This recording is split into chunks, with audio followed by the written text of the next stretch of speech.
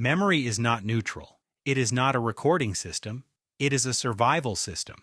Every animal that has a memory has it for one reason: to not repeat the experience that almost killed it. So when a human causes an animal pain, traps it, harms it, or frightens it past the point of recovery, the question isn't whether the animal remembers. The question is, what kind of memory gets built, how long it holds, and whether it generalizes, whether the animal stores the event or stores you.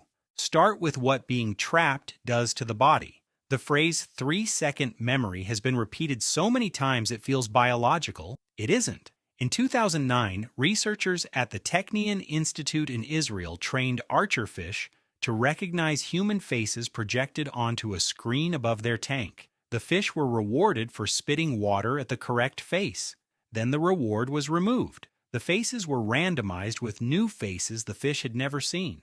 The archerfish continued selecting the correct face at a rate of 89%, not a general shape, not a color pattern, a specific human face identified and retained in the absence of any reward by a fish.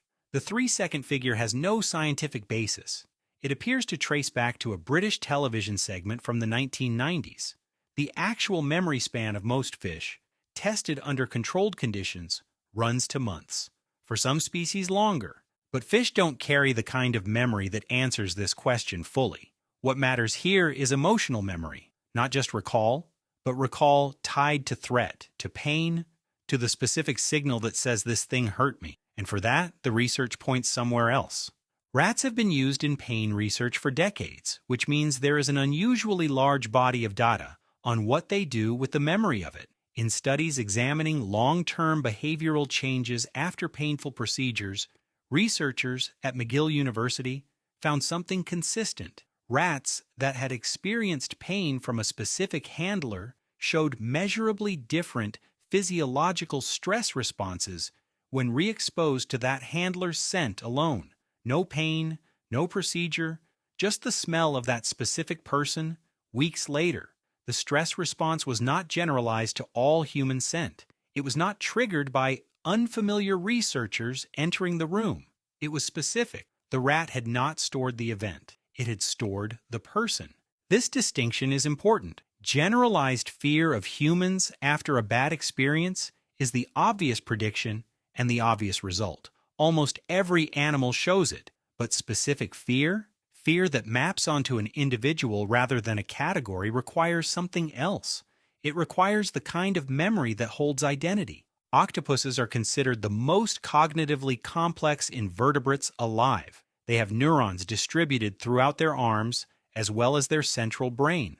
They solve novel problems, use tools, and show individual personalities measurable across repeated observation. In 2010, researchers at the Seattle Aquarium documented a case that has since become a standard reference in invertebrate cognition studies. 2 staff members interacted with the same octopuses daily, one neutrally, one with a mild bristle brush touch during feeding, not painful, but aversive. Over several weeks, the octopuses began aiming their water jets at the aversive handler, sometimes before any contact occurred, at the sight of the person approaching. They did not aim jets at neutral handlers, at visitors, or at unfamiliar staff. The behavior was directional and identity-specific. The octopus had built a file on a person. The neurological mechanism behind this in mammals is now relatively well understood. The amygdala encodes fear memories with unusual precision and unusual durability. In most memory systems, unused memories fade. The amygdala works differently. Fear memories, particularly those tied to a specific and identifiable source of harm, are reinforced by the stress hormones released during the experience itself. Cortisol and adrenaline do not just respond to threat, they strengthen the encoding of the threat's identity. The more intense the experience, the more precisely and permanently the animal stores what caused it. Pain, in the neuroscience of memory, is not just an event, it is a filing instruction. This is documented most extensively in elephants. The data accumulated over decades at Amboseli and in long-term rehabilitation studies shows that elephants not only retain specific memories of harmful humans but update them based on new information and pass them across social groups. A matriarch who experienced poaching activity in her range in the 1980s showed consistent avoidance behavior toward regions associated with that activity 30 years later, behaviors that her adult daughters, born after the events, had also adopted. The transmission is behavioral, not genetic, learned through observation of the matriarch's responses and through direct social communication in the herd. The original wound was in one animal. The memory of its source spread. The harder data is in what happens when the animal encounters the person again. A 2006 study following captive chimpanzees who had experienced aversive handling found that after a full year of no contact with the specific handlers involved, re-exposure produced immediate behavioral change, piloerection, increased vocalization, postural withdrawal, measurable cortisol elevation, all within seconds of visual identification. Not the smell of humans, not noise. The face. After 12 months.